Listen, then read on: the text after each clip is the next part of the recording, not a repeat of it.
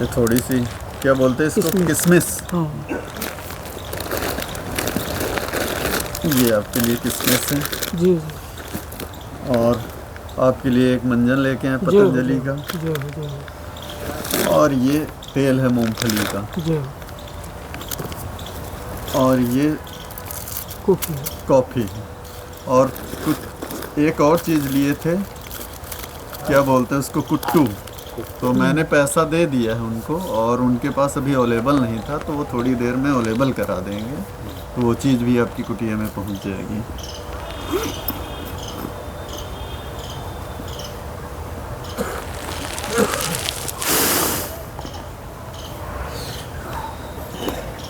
ठाकुर जी आपकी भक्ति, आपकी भक्ति भाव ये से बढ़ाते थोड़ी हैं। सी दक्षिणा है जो कि मेरे पास ज़्यादा बची नहीं है। जी। ऑनलाइन इधर देखो, कैश बचा नहीं था। ऐसी श्रद्धा और भक्ति भगवान ने बढ़ाए। साधु की सेवा से क्या है? हो गया। हाँ ये किसमें, हाँ ये किसमें से। शास्त्र में और पुराण में साधु की सेवा का ही महत्व है। इसमें देखो सारे लोग आ रहे हैं इस वाले में। अरे उसको इसमें देखो आ रहे हैं, उसमें आ रहे हैं। इसमें भी देख लो आके एक बार। महाराज सारे लोग आ रहे हैं। है कौन लगा? मेरा वाला। एक मिनट, हम आए थे कि नहीं? आप लगा लो। रुक जाओ। अब ये सीताराम, ये उसका ये उनका दोनों रखा। हाँ सब तो आएगा। दोनों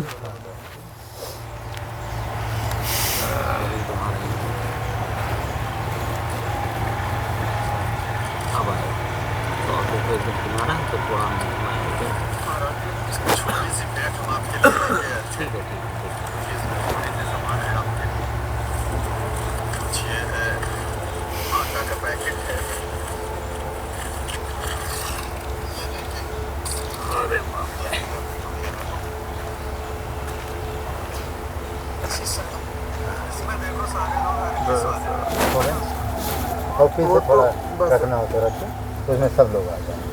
क्रॉप वो तो जब एडिट करेंगे ना तो पूरा क्रॉप कर देंगे।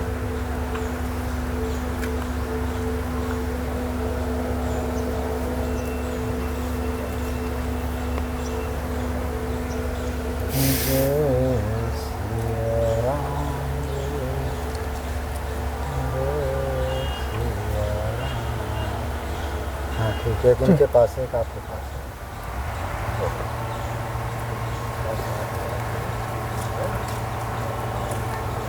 ये जो आपने दिया,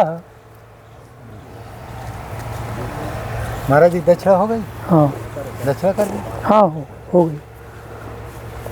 तो हाँ स्वामी जी, ये जो आपने दिया है, इसको आपको 4 गुना करके मिलेगा। तुलसी पंछी के पिए घटे न सरिता नीर, और दान किए धन ना घटे जो सहाय रघुवीर। समुद्र में से 1 लोटा पानी आपने निकाल लिया तो समुद्र घट थोड़ी जाता। नहीं करते। तो आप धर्म के प्रति आकर्षित हैं, और आप जो दे रहे हैं, ये ठाकुर जी इसको 4 गुना बढ़ा करके देगा।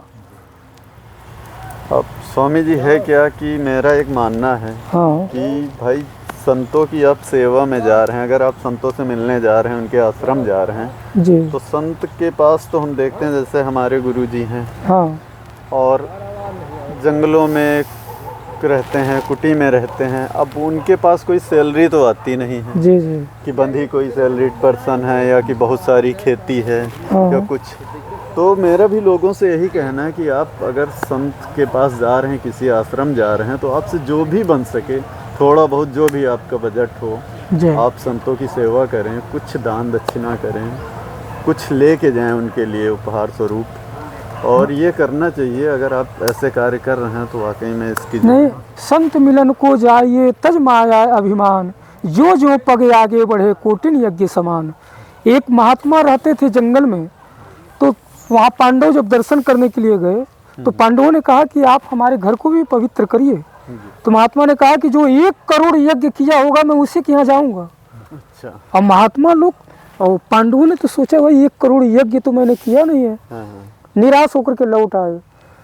तो जंगल में द्रौपदी से उन्होंने चर्चा किया, क्या बात है। द्रौपदी ने कहा कि द्रौपदी से जब पांडवों ने चर्चा किया कि महात्मा कहते हैं कि 1 करोड़ जो यज्ञ किया होगा उसके वहाँ जाऊँगा, तो द्रौपदी ने कहा कि मैं चलूँगी महात्मा को लेने के लिए। अच्छा। तो द्रौपदी ने जब कहा कि मैं चलूँगा, तो द्रौपदी को साथ लेकर पांडव गए। तो बोले महाराज चलिए पवित्र करिए, यही छोटी सी टपरिया झोपड़िया हमारी जंगल में पड़ी है। महात्मा जी ने कहा कि जो 1 करोड़ यज्ञ किया है तुमने? बोले क्यों नहीं महाराज, आपसे मैं पूछती हूँ कि संत मिलन को जाइए तज माया अभिमान, और जो पग आगे पढ़े कोटिन यज्ञ समान। कोटि कहते हैं करोड़ को, 1 पाँव आगे बढ़ाने में 1 करोड़ यज्ञ का फल मिलता है संत से मिलने जाने के लिए। तो मैं तो ना जाने कितने कदम आगे बढ़ाया हूँ, तो 1 नहीं कितने करोड़ मैंने यज्ञ कर लिया।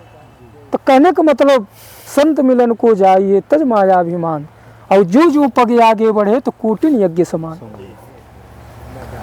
तुलसीदास जी ने संतों की बड़ी विशेषण दिया है रामायण में। प्रथम भगत संतन कर संगा, प्रथम भगति संतन कर संगा, दूसर रति मम कथा प्रसंगा, गुरुपद पंकज सेवा, तीसरी भगति अमान, चौथी भगति मम गुण गण, करई कपट तजिगान, मंत्र जाप मम दृढ़ विश्वासा, पंचम भजन सुवेद प्रकाशा, छठदम शील विरति बहुकर्मा, और निरत निरंतर सज्जन धर्मा, सातव सम मोहि मैं जग देखा, और मोते संत अधिक करि लेखा, आठव जथा लाभ संतोषा, और सपने नहीं देखई पर दोषा। आखिरी लाइन भगवान कहते हैं, नवम सरल सबके छलहीना, मम भरोस ही हरसन दीना, और नवम हुए कौ जिन कर होई, नारी पुरुष सचराचर कोई। ये 9धा भक्ति मैंने आपको बता दिया। संत महिमा में 9धा भक्ति मतलब संतों को प्रथम दर्जा दिया। हाँ, प्रथम सीढ़ी जो है संत से ही भगवान ने प्रारंभ कर दिया। हाँ, संत समाज में देखिए, संतों के समाज को प्रयाग बताया गया।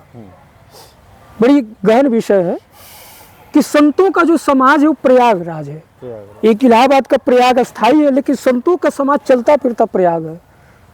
जैसे हम लोग प्रयाग ही में बैठे हैं। हाँ, ये प्रयाग है। गंगा जी। हाँ, प्रयाग में बैठे हैं। जी। तो संतों का समाज प्रयाग बताया। तो किसी ने तुलसी बाबा से पूछा, सीताराम, तुलसी बाबा से पूछा कि महाराज जी आप संत समाज को तो प्रयाग बता रहे हैं, मुद मंगलमय संत समाजू, जो जग जंगल तीर्थराजू। तो तीर्थराज कौन है? प्रयाग। तीर्थराज क्या है? संतों का समाज। ठीक है, संतों के समाज को आपने प्रयाग बता दिया। तो तुलसी बाबा से किसी ने पूछा कि महाराज संत समाज को आप प्रयाग बता रहे हैं, तो जो इलाहाबाद का प्रयाग है वो कौन है? नहीं, उसमें तो 3 नदी बहती है, गंगा, जमुना और सरस्वती। लेकिन यहाँ 3 नदी कहाँ है?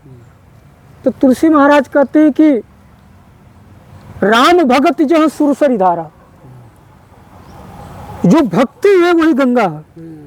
राम भगत जहाँ सुरसर धारा, सुरसर की धारा कौन है? भक्ति। सरसई ब्रह्म विचार प्रचारा। फिर बोला कि जमुना कौन है? बोले विधि निषेध में कलिमल हरणी, कर्म कथा रविनंदन बरनी। रवि कहते हैं सूर्य को, यानी सूर्य की तनिया कौन है? जमुना है। सूर्य की तनिया जमुना। तनिया मतलब पुत्री। तनिया कहते हैं पुत्री को। तो सूर्य की पुत्री कौन है? जमुना है। तो विधि निषेध में कलिमल हरणी, कर्म कथा रविनंदन बरनी। महाराज ये तो जमुना हो गई और भक्ति गंगा हो गई। सरस्वती कौन है? बोले कि जो गुप्त रूप में बह रही है। गंगा और जमुना के बीच में देखिए, आप प्रयाग जब जाइएगा तो गंगा और जमुना स्पष्ट दिख रहा है, लेकिन सरस्वती दिख नहीं रही। मैंने देखा। सरस्वती गुप्त रूप में बह रही है। तो जो विधि बता दिया गया, ये करना चाहिए, वो नहीं करना चाहिए, जो उपदेश के रूप में समझ जाइए, जो संतों के द्वारा जो उपदेश मिल रहा है, जो हमें सीख मिल रही है कि क्या करना है समाज में, क्या न करना है, वही गुप्त रूप से मानो सरस्वती बह रही है। हाँ, तो गंगा, जमुना और सरस्वती तीनों को बता दिया।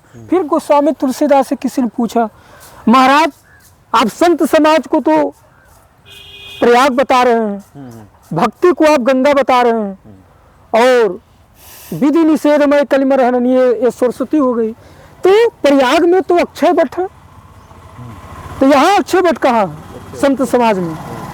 बोले कि बट विश्वास चले निज धर्म।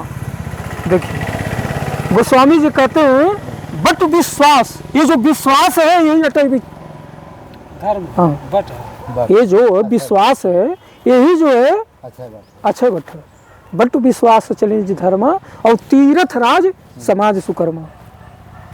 तो कितना अच्छा विवरण दे दिया। संत समाज को प्रयाग बता दिया, राम की भक्ति को गंगा बता दिया, और रवि तनिया जो है विधि निषेधमय कलिमल हरणी इसको जमुना बता दिया, और विधि निषेध को जो संतों के द्वारा जो उपदेश दिया जा रहा है इसको सरस्वती बता दिया, और विश्वास को क्या बता दिया? अक्षय वट। देखिए आपने पूछा था कि भगवान के लिए दरबार में आने के लिए विश्वास चाहिए, और आप रामचरितमानस को जब आप पढ़िएगा तो सबसे पहले भगवान भोलेनाथ की कथा आती है। भरद्वाज जी ने जागबलिक जी से राम कथा पूछा था कि राम कवन पर पूछो तो ही कहिए बुझाई कृपा निधि मोही, लेकिन वक्ता ने विषयांतर कर दिया। जागबलिक जी विषयांतर कर दिया, राम कथा न सुना करके शिव कथा सुना रहे हैं। क्या मतलब हुआ? बिनु छल विश्वनाथ पद नेहु राम भगत कर लक्षण येहु। तो भगवान भोलेनाथ कौन है? भगवान भोलेनाथ विश्वास है और पार्वती श्रद्धा है। इसका क्या मतलब हुआ? इसका अभिप्राय ये है कि भगवान के राम कथा में आने से पहले आप श्रद्धा और विश्वास लेकर आइए, श्रद्धा और विश्वास लेकर के आइए। इसलिए भोलेनाथ और पार्वती जी की कथा को जागबलिक जी प्रथम ही बता रहे हैं, फिर बाद में राम कथा उनकी सुना रहे हैं। बहुत विस्तार से राम कथा का वर्णन किए हैं, और बाद में उन्होंने कह भी दिया कि भरद्वाज मैंने तेरे मर्म को जान लिया। अरे चाहो सुने राम गुणगुण। देखिए प्रश्न करना भी एक कला होती है, प्रश्न करना सबको नहीं आता, और प्रश्न ऐसे पूछना चाहिए कि सामने वाला का चेहरा खिलखिला जाए। आपने सुना होगा कि स्वामी विवेकानंद जी से किसी महिला ने पूछा कि स्वामी जी हनुमान जी का पूंछ है, बड़ा आपको आनंद भी आएगा, इसमें बड़ा रस भी है और इसमें ज्ञान भी है महाराज। कहीं विदेश में तो गए थे स्वामी जी, तो लंदन की बात है, लंदन में उन्होंने पूछा और विद्वानी की गोष्ठी बैठी हुई थी, तो उसने कहा कि हनुमान जी को पूछ है लेकिन अंजनी के पूछ नहीं है। यहाँ तो बंदर बंदरिया को बच्चा होते तो उनके पूछ होते हैं, तो ऐसा क्यों, इतना अंतर क्यों? तो स्वामी जी को बात थोड़ी अच्छी नहीं लगी, क्योंकि स्वामी जी को अपमान जैसा लगा। कोई इस तरह के शब्द बोल रहा है कि अंजनी के पूछ नहीं, हनुमान जी के पूछ। तो देखिए वो तो स्वामी जी थे, स्वामी जी की बुद्धि बड़ी तीव्र थी, जिन्होंने पूरे भारत ही नहीं अपितु पूरे विश्व को गेरुआ वस्त्र में लहरा दिया महाराज, महापुरुष। उन्होंने जवाब दिया कि बहन जी क्या मैं आपसे एक बात पूछ सकता हूँ? बोले क्या? बोले कि आपके पिताजी का मूछ है लेकिन आपका मूछ नहीं है। आप इसका जवाब दीजिए। आप हमारे हनुमान जी के बारे में तो पूछ रहे हैं कि पूछ है, हनुमान जी को अंजनी को पूछ नहीं है, तो आपका मूछ नहीं है, आपके पिताजी का मूछ है। महाराज पूरी सभा जो ताली से गड़गड़ा गई। जितने वहां विद्वान बैठे थे, जितने श्रद्धालु बैठे थे, और सभी लोगों ने सिर ऊंचा करके ताली बजाया और कहा कि आज हमारे सनातन धर्म का जो इज्जत था उनको कमान को बचा लिया स्वामी जी ने। तो ऐसे हमारे स्वामी जी थे, ऐसे महापुरुष थे। तो कहने का मतलब प्रश्न भी ऐसे करिए जिसमें देश का हित हो, कल्याण हो। तो इस तरह से स्वामी जी जवाब दिया। कहने का मतलब है कि फिर स्वामी जी ने कहा कि तुम हमारे हनुमान जी को क्या समझ लिया? दुनिया के बारे में कोई बात करते, लेकिन हनुमान जी के बारे में इस तरह की बात करना अच्छा नहीं बात होता। तो इस तरह से देखिए प्रश्न की जो बात आती है, प्रश्न तो पार्वती ने भी किया था भगवान शंकर से, 14 प्रश्न किया था। याज्ञवल्क्य जी भी कर रहे हैं, गरुड़ जी ने भी काकभूषुंडी जी से प्रश्न किया। लेकिन प्रश्न कैसा होना चाहिए?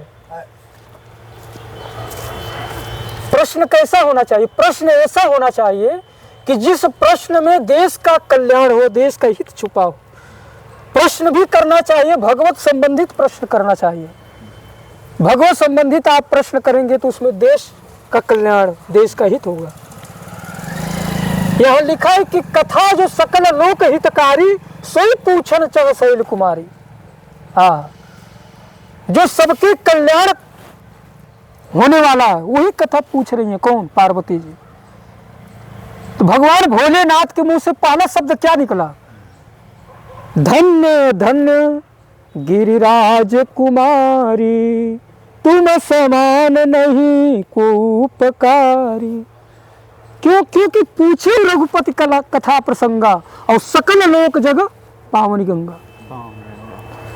भगवान भोलेनाथ धन्यवाद दे रहे हैं कि पार्वती तुमने वो कथा पूछा है, राम कथा, कि जो सकल लोक जग पावन गंगा, पूरे संसार को पवित्र करने वाला है, ऐसा तुमने कथा पूछा। तो कहने का मतलब श्रीमद् भागवत जी की कथा हो गई, श्री राम कथा हो गई, ये हकीकत में पूरे संसार को पावन और पवित्र बनाने वाला है।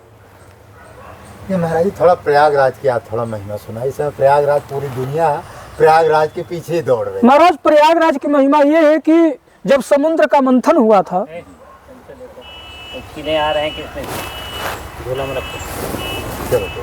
जब समुद्र का मंथन हुआ था तो समुद्र मंथन में अमृत भी निकला, विष भी निकला। एक हम भर दिया। बोलते रहो आप अपना काम। तो समुद्र जहर भी निकला, ना जाने कितने कितने वस्तुएं निकली उसमें से। तो जब समुद्र निकला तो अमृत जब निकला तो अमृत को देवता और दैत्यों में विवाद पैदा हो गया। देवता कहते अमृत मैं पीऊँगा, और वो कहते हैं कि दानव कहते कि नहीं मैं पीऊँगा। तो हम तो संक्षेप में बता रहे हैं, बहुत लंबी इसकी कथा है। तो कहते हैं कि भगवान विष्णु जो है मोहिनी का रूप बनाया था, और मोहिनी का रूप बना करके भगवान विष्णु ने कहा कि लाओ। जब दानव जब अमृत का घड़ा लेकर के भाग रहे थे तो भगवान ने मोहिनी का रूप बना लिया। और भगवान का इतना सुंदर रूप, इतनी सुंदर रूप, सोचिए जहाँ साक्षात जगदीश ही स्त्री का रूप बनाए हों, उस रूप का कौन वर्णन कर सकता है? ये हमारे चित्र ये प्रयागराज में कैसे कुंभ है? हाँ, तो वही जो है अमृत का घड़ा लेकर के जब भाग रहे थे तो मोहिनी रूप भगवान बना करके अमृत ले लिया था। और अमृत लेकर के भगवान जब चले तो, लेकिन इसके पहले देवता जब लेकर के चले ना तो कहते 4 जगह वो अमृत छलक गया था। अच्छा। 4 जगह जो है अमृत के बूंदे टपकी थी। कहाँ पर? तो एक प्रयागराज में, अच्छा, दूसरा हरिद्वार में, हाँ, तीसरा उज्जैन, अच्छा, और चौथा नासिक। तो अमृत के 4 बूंद टपकने के कारण ये 4 जो है कुंभ लगते हैं। उसी घड़े से गिरे थे। जी, इसी घड़े की वजह से उसको कुंभ। हाँ, जैसे स्वामी, हाँ जैसे स्वामी जी ने हमारे पूछा, तो इसके उत्तर में यही है कि जो 4 अमृत के बूंद जो टपके थे धरती पे, तो यही 4 कुंभ लगने लगे। तो संतों ने बड़े उल्लास और हर्ष के साथ इसको भव्य कुंभ के रूप में मनाया। ये महाराज जो 12 साल में महाकुंभ है, इसकी क्या महिमा है? 12 साल में महाराज महाकुंभ की महिमा यही है कि जो मतलब देखिए हमारे प्रयागराज में 6 वर्ष पर अर्धकुंभी और 12 साल पर महाकुंभी लगता है।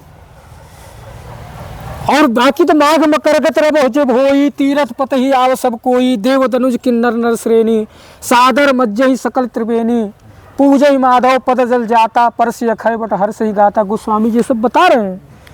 तो प्रत्येक साल माघ महीने में कुंभ नहीं, प्रत्येक साल माघ मेले में ये मेला लगता है, लेकिन 12 साल पर महाकुंभ लगता है।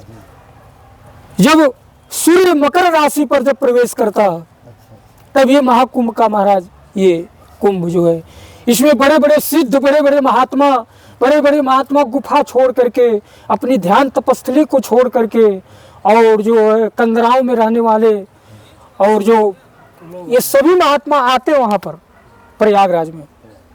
तो महाराज जी इसमें क्या है तो कि ये इसका महत्व है। देवी देवता भी आते हैं। देवी देवता भी है, लिखा तो है देव धनुज किन्नर नर श्रेणी और सादर मज्जई सकल त्रिवेणी, पहले आपको बताया। तो ये देवता भी मनुष्य का रूप बना करके और आकर के गंगा में संगम में स्नान करते हैं, संतों का दर्शन करते हैं, सत्संग करते हैं। ये मतलब कुंभ का महत्व है। अच्छा महाराज जी, वहाँ जो दान पुण्य किया जाता है, लोग दान पुण्य करते हैं, तो कुंभ, ये महाकुंभ में दान पुण्य का क्या महिमा है? ये महाराज इसकी तो बहुत ज़्यादा विशेष महिमा है। विशेष का मतलब ये होता है कि विशेष में ये आता है कि कुछ अधिक कुछ जो है, जैसे कि हम कहीं मान लीजिए जा रहे हैं, कहीं भी मान लीजिए हम जा रहे हैं, तो लोग कहते हैं ना कि भाई मैं अमुक जगह जाता था, लेकिन कुछ आज विशेष संत से भेंट हो गया, मुलाकात हो गया। तो प्रयागराज में दान करने का कुंभ का यही इसका महाराज महिमा है विशेष तौर से जी। तो महाराज जी कभी कभी ये कुंभ में जो ये विशेष तो है ही है, और एक चीज़ और कभी कभी देखी जाती है जी। तो महाराज जो ये कल्पवास करते हैं, तो क्या मरने के बाद इनकी गति क्या होती है? जो कुंभ में महीना में हर महीना कल्पवास करते हैं या एक दिन 2 दिन रहते हैं, तो क्या पाप भी क्षीण होता है? महाराज जी जो कल्पवास करते हैं, वो कल्पवास में जो संगम स्नान किया जाता है, तो इसका ये महिमा है कि एक बार गंगा में डुबकी लगाने के बाद पुनः संसार में आना नहीं है आपको। अच्छा। इतनी इसकी विशेष महिमा हमारा। पूरा जो है इस गर्भ में माँ के नहीं आना, संसार में आना ही नहीं है। हाँ नहीं। बिल्कुल। आप कहाँ जाएंगे? बोले सीधे महाराज आपका टिकट कट गया, कहाँ? साकेत में।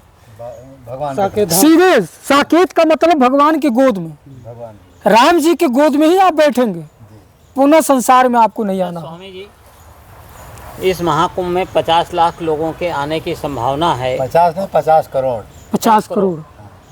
तो क्या ये 50 करोड़ लोग तो स्नान तो करेंगे, 50 नहीं तो 40 तो करेंगे ही हाँ। हैं? तो क्या ये 40 करोड़ लोग जो है फिर पुनः संसार में नहीं आएंगे? ये पुनर्जन्म नहीं होगा इनका कर्मों के आधार पर? देखिए, कर्मों के आधार पर ये होता है कि अगर आप सच्चे हृदय से माँ गंगा का नाम लेकर के अगर गोता लगा रहे हैं, देखिए तीर्थों में धाम में जाने का मतलब क्या होता है कि सारा प्रपंच नहीं, वहाँ प्रपंच ही नहीं। वहाँ जाइए तो कुछ विषय को त्यागिए, हाँ। काम को, क्रोध को, लोभ को, घर के मोह ममता को कुछ तिलांजलि दे करके दोबारा पाप न करें। हाँ, दोबारा पाप न करिए। इस तरह से कुछ शर्तें होती है महाराज। ऐसा नहीं कि मैं चित्रकूट गया, प्रयाग गया, अयोध्या गया और ये सोच करके मैं जा रहा हूँ। महाराज जी विषय हमने सुना था कि जो विष खा लेते उसको विषय कहते हैं। विषय आपने क्या बताया, फिर से बता दीजिए। विषय महाराज वो तो साधारण विषय है। अच्छा। असली विषय तो काम, क्रोध, मोह, हाँ। लोभ। क्यों? क्योंकि ये दिखता नहीं महाराज। हाँ महाराज। काम दिख नहीं रहा, क्रोध दिख नहीं रहा, ये अहंकार भी नहीं दिख रहा। अहंकार भी बड़ा सूक्ष्म होता है। तो देखिए विषय में बहुत चीज आती है। विषय केवल जो हम भोग करते हैं केवल उसी को विषय नहीं कहते हैं। अगर हम शराब पी रहे हैं वो भी विषय है। हम झूठ बोल रहे हैं, सीताराम, हम झूठ बोल रहे हैं वो भी विषय है।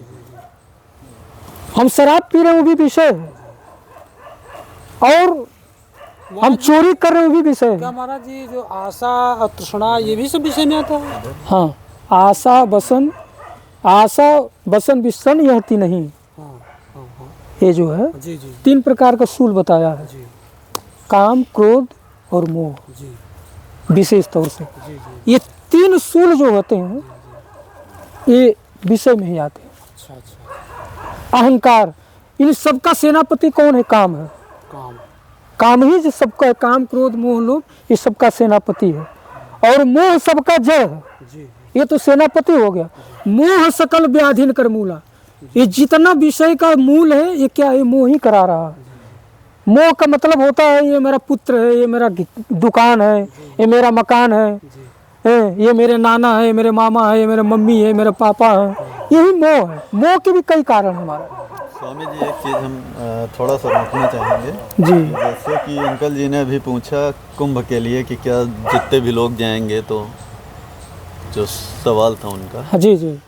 तो हाँ वही सिंपल सी बात है कि आदमी की भावना क्या है उसके अंदर, कि कुंभ में तो हर तरह के लोग जाएंगे, चोर भी जाएंगे, उचक्के भी जाएंगे, कुछ ध्यानी पुरुष जाएंगे, कुछ नामी पुरुष जाएंगे।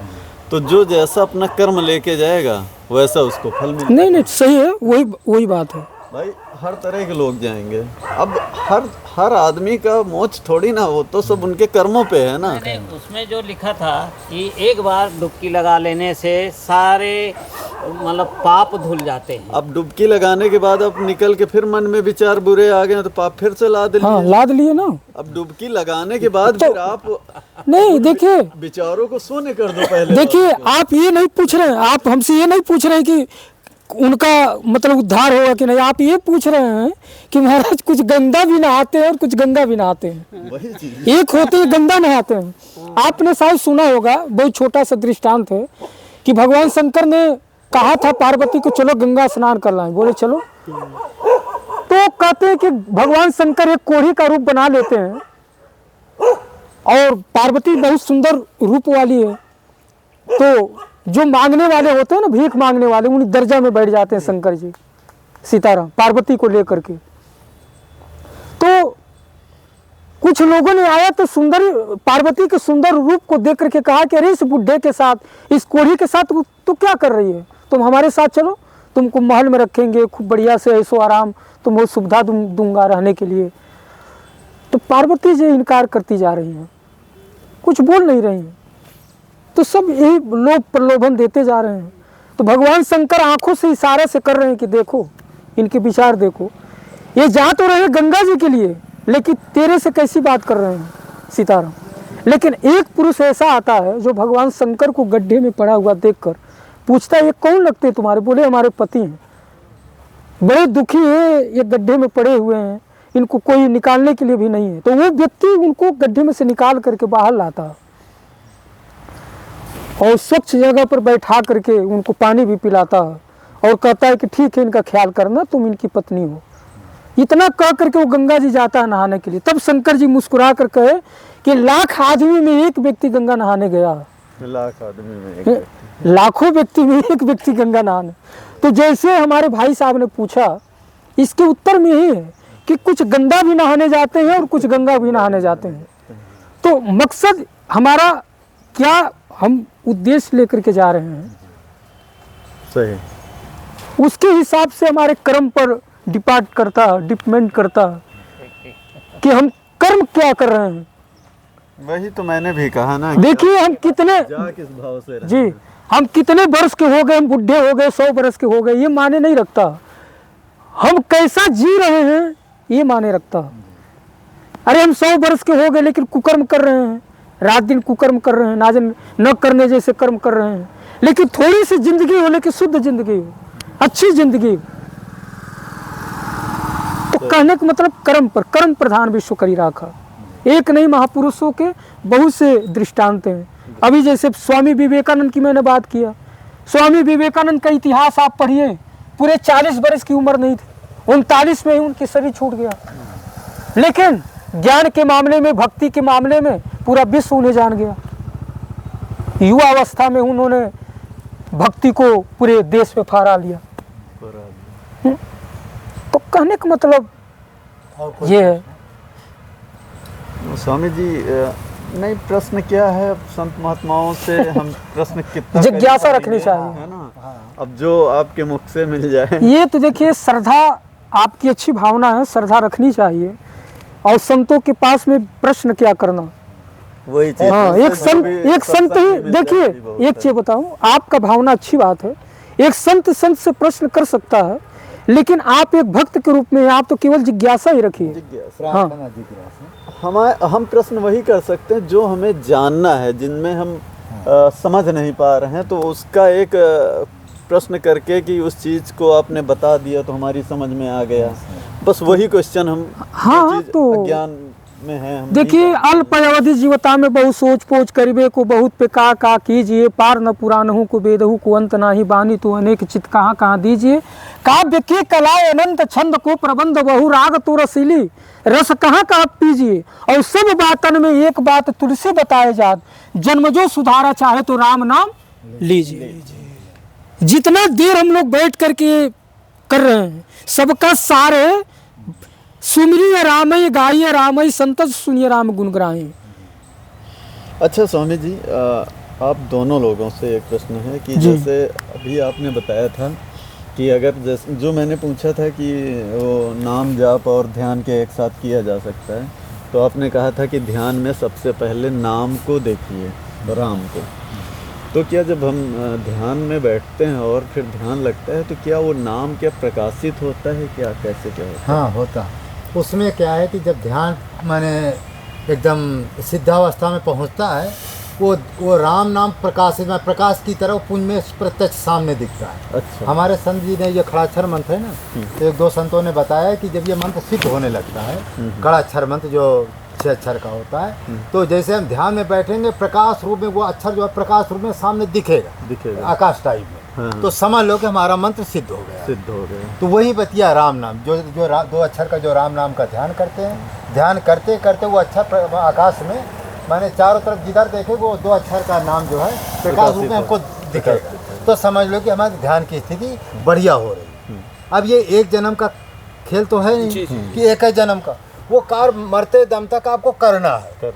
फिर भगवान से यही प्रार्थना करना है कि हे प्रभु, अगला जन्म जब हमारा हो, भगवान के चरणों में प्रेम हो, भगवान की भक्ति बढ़े, आपके अनन्य प्रेम, ऐसा भाव व्यक्ति लेकर जब शरीर छोड़ता है, तो भगवान फिर अच्छे जन्म में अच्छे कुल में जन्म दे देते हैं, अच्छा संतों का सत्संग दे देते हैं। भगवान की बहुत बड़ी कृपा हुई है तो सद्गुरु से मिला दी, तो फिर अंतिम जन्म हो जाता है। अंतिम जन्म। अच्छा, नाम प्रकाशित होने के बाद भी अगर हम ध्यान में निरंतर लगे हैं, तो उसके आगे भी कुछ होता है? नहीं, ये तो देखो गुरु के ऊपर निर्भर है। अच्छा। हमको जहाँ तक पहुँचना है, जहाँ तक वो गुरु बताए वहाँ तक है। यदि उसमें कोई ऐसी कृपा हो गई, विशेष कृपा, मान लो संत की विशेष को हनुमान जी प्रकट होकर के कह दिए कि बच्चा तेरी भक्ति हमने काफ़ी देख लिया, मन में ही उषा की कोई मार्ग बतावे, तो मान लो गुरु नहीं मिलते तो हनुमान जी आकर के कहें कि बच्चा तुमने तेरी भक्ति परिपक्व है, अब जो हम बताते वो पकड़। और यदि हनुमान जी जिसको बता दे, शंकर जी जिसको बता दे, तो भगवान जी क्या दूर है। वो कथा कल वाली हमने बताया था। तो कुल मिलाकर के ये क्या है, जो राम जी का ध्यान है, क्या है, ये सब भगवान को पाने का मार्ग है। ये एक जन्म का खेल नहीं है कि हम जो है थोड़ा सा चले गए। अब देखो हमारे पास लिखा है, कंठ की जाप पिपील का, श्वासा की है मीन, अजपा जाप विहंग जाने पर। कंठ की जाप पिपील का, जो हम कंठ से जप करते, लोगों को अभी कंठ का भी जाप नहीं पता है। कंठ की जाप पिपील का माने हो चींटी मार्ग। जब हम चींटी वाले मार्ग में चलेंगे, कहाँ तक जाएंगे, कुछ दूर जाएंगे, किसी का पैर पड़ गया, कोई गाड़ी पड़ गया, कोई बड़ा अवरोधक, वहीं तक वो जीव जाएगा, मर जाएगी, माने सीमा है एक जन्म की बात। उसी तरह से यदि पिपील का मार्ग का ही सेवन करेंगे तो कहाँ तक हम जाएंगे, दूसरे बैकुंठ तक जाएंगे, वहीं तक हमारी सीमा है। लेकिन उसका अंतिम है कि हमको पहुँचना है, तो मरेगी फिर आगे अगला जन्म लेगी फिर मार, क्योंकि जो भगवान के एक सिद्धांत है कि अंतिम जो आशा होती है भगवान उसको पूरा करते हैं। फिर क्या है कि कंठ की जाप पिपील का, श्वासा की मीन है। मीन माने मछली मार्ग। मछली का मतलब जब तक वो समुद्र जल रहेगा तहाँ तक वो घूमने की उसकी हिम्मत है, वहाँ तक कोई उसको रोक नहीं सकता। तो इसका मतलब मछली वाला श्वासा का जो जप है वो मछली मार्ग है। जहाँ तक जल रहेगा वहाँ तक वो जा सकती है, माने ज़्यादा जा सकती, इससे कई गुना वो ज़्यादा जा सकती है। ये मान लो 1 किलोमीटर जाएगी तो जहाँ तक वो समुद्र है, जहाँ तक उसका रेत है, वहाँ तक वो जा सकती है। फिर कंठ श्वासा की अजपा जाप विहंग माने पक्षी वाला मार्ग, चाहे वायुयान ले लो, पक्षी। अब पक्षी का तो कोई सीमा ही नहीं है, वो माना नदी तालाब माने जीरो, कुछ है ही नहीं भाई। नदी तालाब उसके लिए क्या है, चाहे कोई बड़ा सा बड़ा सुरंग मिल जाए, बड़ा सा बड़ा समुद्र मिल जाए, पहाड़ मिल जाए, उसको कोई रोक ही नहीं सकता, क्योंकि पक्षी मार्ग है। इस हवाई जहाज है, चाहे जितना बड़ा समुद्र मिल जाए वो चीरता हुआ चला जाएगा। तो वहीं जाप को अजपा जाप कहा गया है। उस मार्ग को जिसको पा जाए वो भगवान के पास पहुंच जाएगा, क्योंकि उसका रोका नहीं है। तो हम लोग क्या है कि जब अभी कंठ की जाप को पता नहीं है, श्वासा की जाप का पता नहीं है, तो अजपा जाप तो बड़ा कठिन है। अब क्या है, कक्षा 1 के मार्ग में सभी जीव, सभी चाहे संत हो चाहे ग्रस्त, उसमें पड़ा हुआ है। अब ये है कि फिर भी भगवान से प्रार्थना करता है कि प्रभु हम आपकी शरण में, तो धीमे धीमे कई जन्म का लिखा, अनेक जन्म तक सिद्धि ना, अनेकों जन्मों में चमत्कार होता, कुछ ही जन्म, कुछ अगले जन्म, कुछ अगले जन्म, कई जन्मों का खेल है। तो बड़ा गूढ़ रहस्य कहाँ तक बताएं। स्वामी जी कुछ और सत्संग दें हमें तो कुछ सत्संग, देखिए सत्य का संग करना ही सत्संग है। अगर हम सत्य क्या है, ये सत्य ये है कि सच्चिदानंद रूपाय विश्वोत्पत्त्यादि हेतवे, भागवत जी का पहला श्लोक, तापत्रे विनाशाय श्री कृष्णा वयम, और जय सच्चिदानंद जग पावनस कहीं चले मनोजन साम। राम जी को भी सच्चिदानंद बताया और कृष्ण को भी सच्चिदानंद बताया, यानी ये दोनों को संकेत करके सच्चिदानंद, सच्चिदानंद का मतलब सच्च स्वरूप नारायण परमात्मा, सत्य का अनुसरण करने वाला, परमात्मा का नाम, परमात्मा का भजन, यही सत्य है और यही सत्य है। सभी धर्मों का सार क्या है? गीता का देखिए पहला, गीता के किस श्लोक है, यदा यदा ही धर्मस्य ग्लानिर्भवति भारत। सीताराम, गीता जी का जो श्लोक है, यदा यदा ही धर्मस्य ग्लानिर्भवति भारत अभ्युत्थानम धर्मस्य तदात्मानं सृजाम्यहम् परित्राणाय साधूनां विनाशाय च दुष्कृतां धर्म संस्थापनार्थाय संभवामि युगे युगे। ये तो गीता जी का, और इसी का हिंदी अनुवाद गोस्वामी तुलसीदास जी कहते हैं, जब जब होई धर्म के हानि और बाढ़ई असुर अधम अभिमानी, तब तब प्रभु धरि विविध शरीरा और हरहि कृपा निधि सज्जन पीरा, करहि अनीति जाहि नहीं बरनी, सीधहि विप्र धेनु सुर धरनी।